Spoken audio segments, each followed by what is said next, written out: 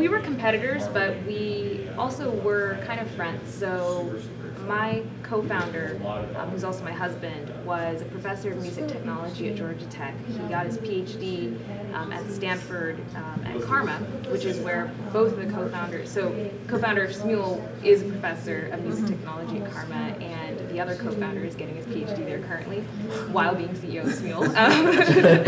And so it's a very small community, and even though, you know, we were competitors, there was a lot of mutual respect and we knew each other pretty well. And basically, we had kind of kept in touch over a couple of years, and when we launched our biggest app, Songify, it did pretty well, reached several million people in the first couple of weeks that it launched. Smule reached out to us and just kind of said, hey, congrats. How would you guys feel about trading traffic?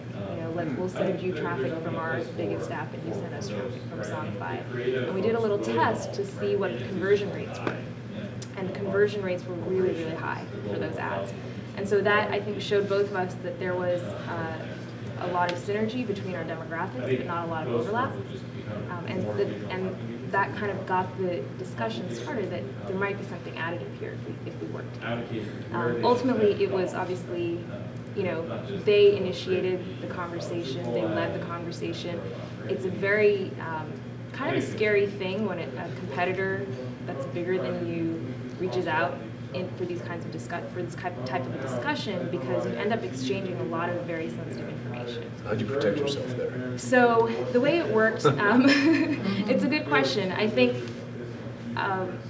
basically we always kind of let them show their cards first. So anytime there was a question on a particular topic that was sensitive, they always offered their side of the information first, and I think that gave us a lot of comfort that they were sincere.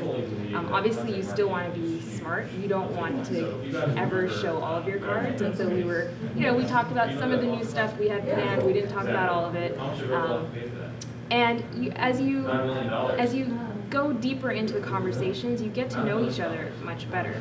As you start negotiating, you get to know a lot about each other, and it's just all throughout that process, you know, you either become more comfortable or less comfortable, and I think it's really important to listen to your gut, because ultimately these are very gut-driven decisions. Did you do a formalized contract at the beginning to protect yourself, or was it more just don't divulge what you don't want them to know? So we had an NDA. You know, I don't know how much an NDA really protects you in these kinds of situations. Yeah. And then obviously, at some point we signed a term sheet, and that kind of formalized things a little bit more. But it really, so much of it just comes down to trust. Exactly. I agree. Very cool.